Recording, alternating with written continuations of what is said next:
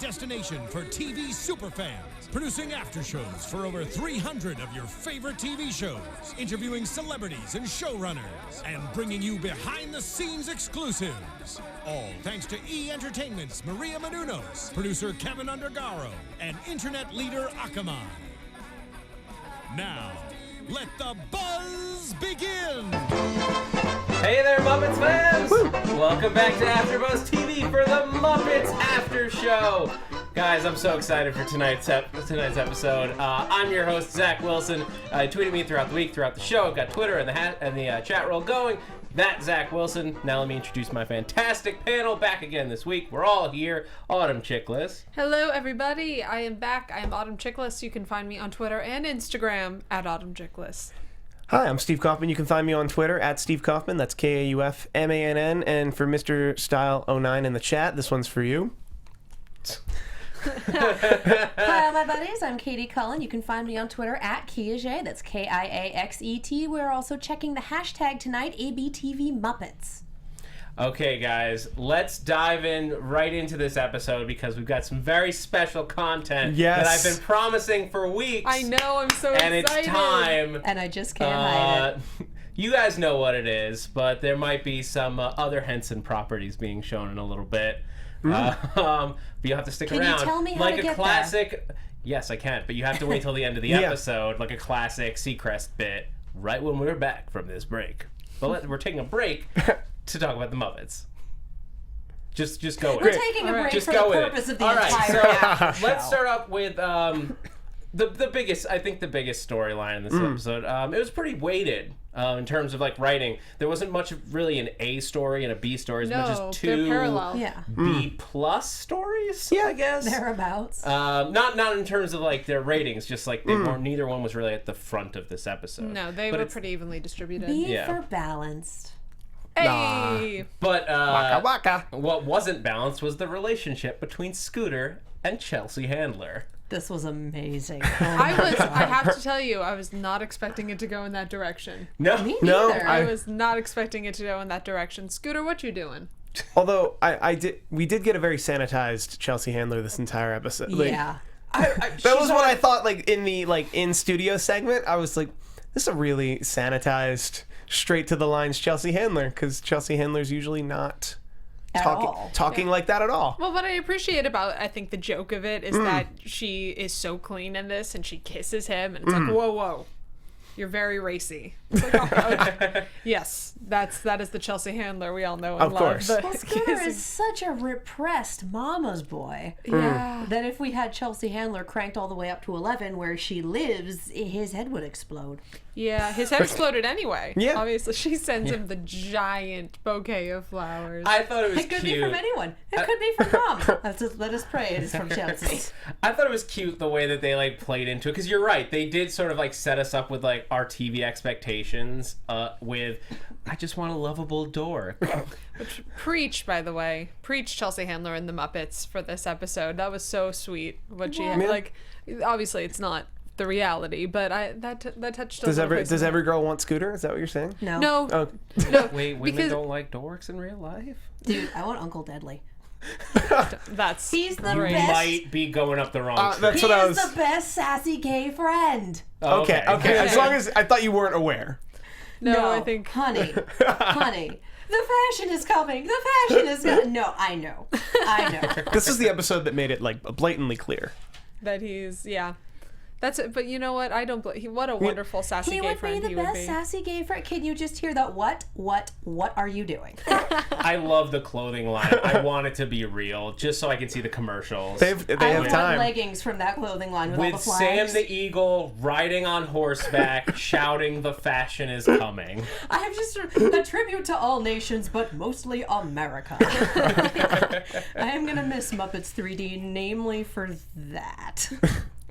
Boo69B says Chelsea was too much of a woman for Scooter. Well, and what I really liked about this was even if you're not at all familiar with Chelsea Handler, this is still funny because it's still going, okay, Scooter cannot handle anything. Yeah, Scooter can't handle a relationship at all. They're gonna talk on the phone, and they hugged, which was pushing it. So even if you Take it back don't to junior know, high, please. like if you don't know who she is, okay, it's funny he can't handle a relationship as an adult. And if you know who she is, it's like, oh man, okay.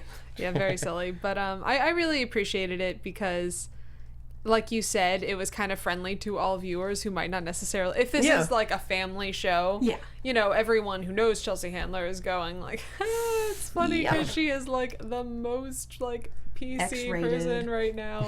But I mean, literally like in this episode, like this is the most sanitized version of her possible. And for kids, like, oh, Scooter is the most...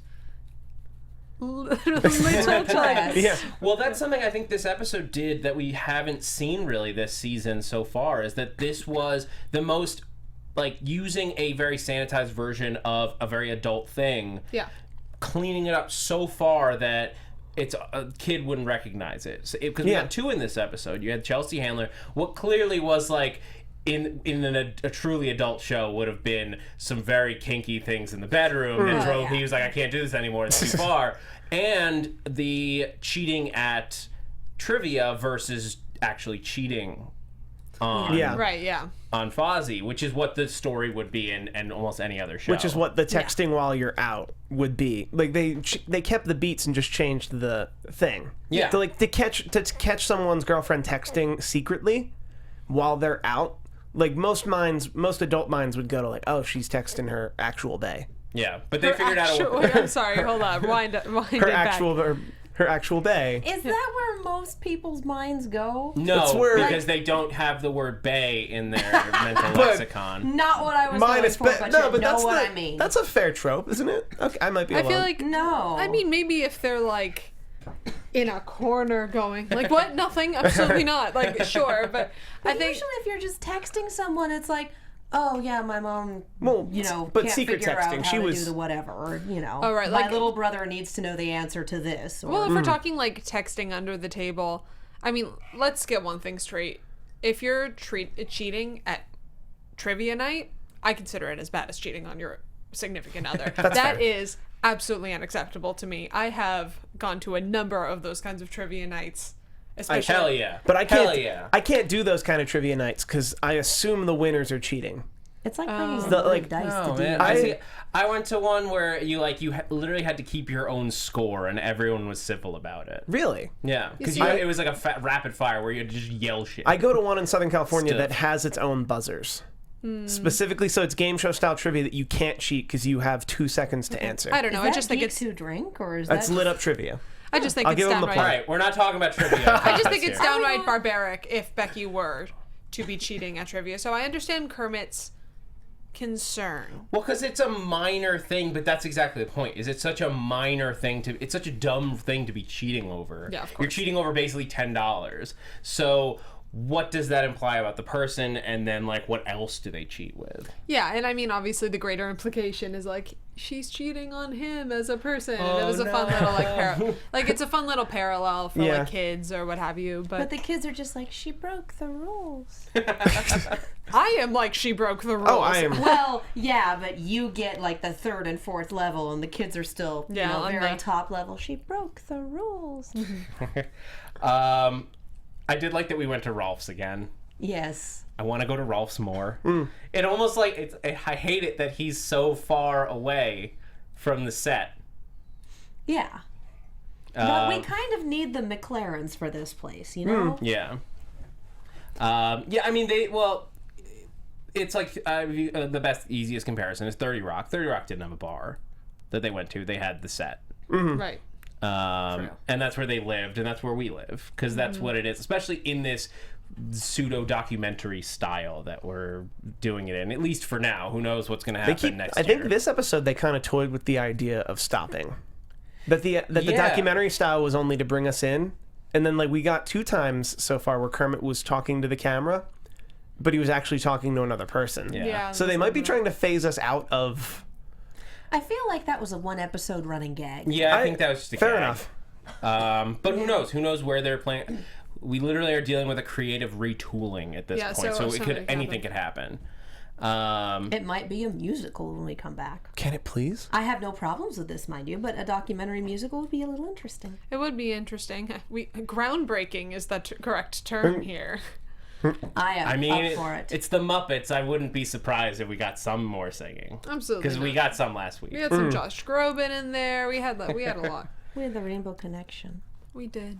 And then like the only other real storyline that we got in this was the band thinking that Kermit was a robot. For like half a second. That is something that they would Animal's believe. a robot. I'm running away, but I still love you, Janice. Oh my god. I like Zoot testing out if he's a robot by making robot sounds. Science and doing the robot. That came way too easily. Oh man. What did you guys have any standout moments from this episode? Just Uncle Deadly. All of it. Uncle Deadly. The fashion is coming, and then just whipping out his cell phone for everything. It's like, did you get that? Oh yeah. By the way, actually, I should check. Does he have an Instagram where all these pictures are? I'm going to check while we keep going. Look for it. And I loved when they're doing the promo spots for the different regions, and Fozzie can just turn it off and on at the drop of a hat. That was incredible. That was great. That was wonderful. I wish I had that skill. Is If a I could just be like, consummate I'm having a serious conversation. Hello, and now I'm doing this. Hello, how are you doing? And now I am back. That'd be wonderful. That was brilliant. I mean, that was like, oh, Fozzie's a good performer. Yeah, I guess that was like a really subtle moment, and I know it was just for the comedic timing of it. But up until now, Fozzie's kind of been an incompetent. And this is the first, you know what I mean? And this is the first time that we've seen him kind of thrive in something oddly, which is multitasking and turning it on really quickly. So that was fun. Let me ask you. Just because he can turn it on doesn't mean that he succeeds with what he's turned on. Well, yes. But he does have a girlfriend. Hey. He does have a girlfriend, and we didn't really talk about the idea of them moving in together. Yeah. Oh, yeah. That was a big thing. Too soon, you guys? Too soon. Opinions. Yeah. 12 weeks? 12 weeks is a little soon. 12 months is too soon. Yeah, I mean, I'm not I'm not throwing any judgments on people. To each his own in that way. For myself, that would be too soon. I gotta really get to know someone before I'm giving them a key. That's far. He's not even talking just giving a key. Yeah, it's one thing to give a key. Giving a key 12 months, I think, like that's. It was 12 weeks, right? Even 12 weeks, I think giving a key is not that's fine. unreasonable. A key is that seems right on pace, actually. Yeah. 12 weeks. Like you've figured out if you can trust this person exactly like with access to your things. Like if I leave in the morning, can you also leave? Like it's that kind of thing. Yeah. But Please uproot your entire life and entwine it with mine is different. What do we think about Becky? Eh? Yeah. I like her. We've seen She haven't seen too much of her as a character. It's know, always been You know who we comedic also stuff. haven't seen too much of as a character? Denise. I would like to see Denise. I thought it was going to go in a completely different direction when Kermit's asking all these leading questions and it's Denise that's giving the shocking answers. Oh. I thought we were going to go in the Kermit finds out things he's not sure he wanted to know and that direction as opposed to still continuing with Fozzie's relationship. I thought it was going to be Kermit starts finding out more than he needs to about Denise and realizes that he's been judging his friend's relationship. Meanwhile, he doesn't even know what relationship he is in with his own significant other. Exactly. And they gave us a little stem of this, and I wish the theme had kind of struck through without. It's not that Kermit's looking out for Fozzie as much as he's seeing his friendship with Fozzie going lower, being less. Because he's getting a girlfriend, and that's a common theme among friends. Yeah. I mean, worry that you're going to lose your friend to a relationship is very real. I think everyone can relate to that a little bit. Of course, especially when it's someone's first relationship, so they're in that kind of like, I'm in love and I don't even know what that is kind of craziness, and it's like every time I breathe in someone else. It's that kind of like, not saying that Fozzie's that way with Becky, but that's something everyone can relate to, that like, oh really, are you? Well, why don't you come over for best friend night? But here's a question: do you think it was wrong of Kermit to try to check up on his friend's girlfriend like that? The way he went about it was not good. He should have actually talked to her. Yeah, see, communication, you guys, it's a good thing. It would solve so many romantic comedies if you would just talk to each other. Yeah. But us guys he should are have not talked great. to her and said, hey, I saw this at trivia night. It kind of worries me. And then that would have been it was an eBay thing and it's a present for Fozzie. And do you think he'll like it? And as opposed to, well, your girlfriend did this, and not only accusing her in public, but also being dead wrong to make matters worse. Yeah, there's no good way to get out of that situation, and there's no subtle way to go into it. Yeah, there's that moment, not only is he going about it the wrong way, but to publicly accuse someone of cheating, whether or not it's on game night or in the actual relationship itself, that's a pretty hefty accusation. You're going to have to back it up real. And also, it's just humiliating for also your friend. Like, you don't want and you it's don't the want to. middle of the office. These are people that you are going to see every day. That's never stopped them from humiliating each other. And we learned a little bit about the people in the office. We learned that It's a smart group. Carl is a Francophile. Oh yeah, I love Carl. We need more Carl. people in France. That Was was Chip awesome. hanging out with Uncle Deadly, or was he just there and that was some very interesting blocking for the scene? I think they were just there. But knowing I the want to see conversion Carl rates. yelling like that in French. Oh my god. That's what I want to see next. All right. Favorite moments from this episode? That was it, Uncle Deadly. Yeah. And Steve, The Uncle fashion Deadly. is coming. Yeah. Some other highlights for me. I think we've gone over a lot of it. Some other highlights for me, just from a audience perspective, seeing Chelsea Handler kiss Scooter was kind of like, whoa. That's a weird thing to look at. So there was that. Yeah, I really liked Pepe. I stand corrected. Your heart is very, very stupid. That's Yes. That was great. That was Because if I had been there last night, I would still be there. There was one other line that he said. I'm just trying to remember. It was a pun, and it was hilarious. It'll come to me. Context? It was in the before they were talking about the hands, or maybe it was in the context of that. You look like a runway model. And Well, the not one, one of the winners. and not one of the. I'm talking about the for some little reason girl. what got to me was the plane comment. You're trying to land a woman, not a plane. Trying to land on the plane. I don't know why that got That to was me. good. I like the. I Because loved. it's wonderful. I love Scooter trying to figure out what to do with his hands. Just And Pepe, being the Rico Suave of the group, is just glorious. Yeah. Oh, it's great. All right. So with that, I think it's time to go into a quick iTunes segment. And as we get ready, I want to do some shout-outs because you guys got us there to 25 reviews. So it's almost time for that special video. Are we at 25 now? Or We're are we at 28. Okay. Yeah. So we got Walker Taylor 90 said love the Muppets and love this podcast. Easily my favorite part of my Tuesday. Keep up the great work. Court 0624 says, am I number 25? Actually, you were 26. Keep up the good work. Ape Hand 757 says, I enjoy listening and watching your podcast. The Muppets is one of my favorite shows, and I always look forward to hearing what the group has to say after each episode. Water cooler talk every time. And Barry Wallace says, love the podcast. Not only getting to watch the Muppets weekly, listening to fans who obviously love the franchise discuss the show and geek out to the antics of these characters is awesome. The characters are alive to all of us, and you guys help make it so. Keep up the good work. Aww. Thanks, Barry. Yay. All right. Wow. I promised Y'all it. are great. And now it's time. This is footage from me when I was on Sesame Street as a small child. Keep your eyes out. Let's roll the tape.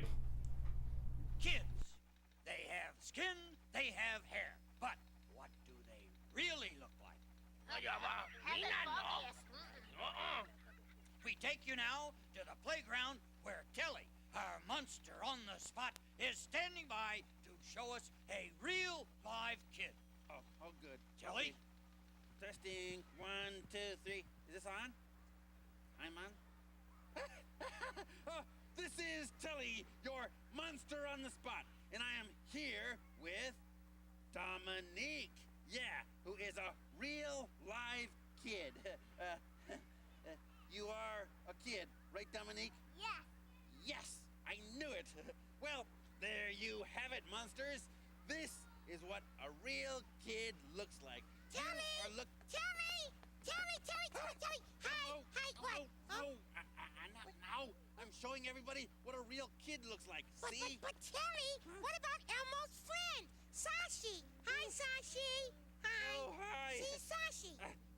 You're a kid too, aren't you? Yeah. Yeah. All right, then this is also what a kid looks like. Oh, and Elmo's friend Zach. Zach's a kid too. Zach, come on in, Zach. Hi. Hi, see Zach? Hi. And this is what a kid looks like. All right. Now you know exactly what kids look like. This is Telly, your monster on the spot, signing. Wait, Telly, wait. What about our other friends? Your Come on other in, everybody. friends? Yeah, come on in, everybody. Come on in. Yeah. Come on in, Morgan. Turn around. See, Telly? You are all kids? Yeah. And Telly? What? And they all look different. This is Telly, your monster on the spot, saying.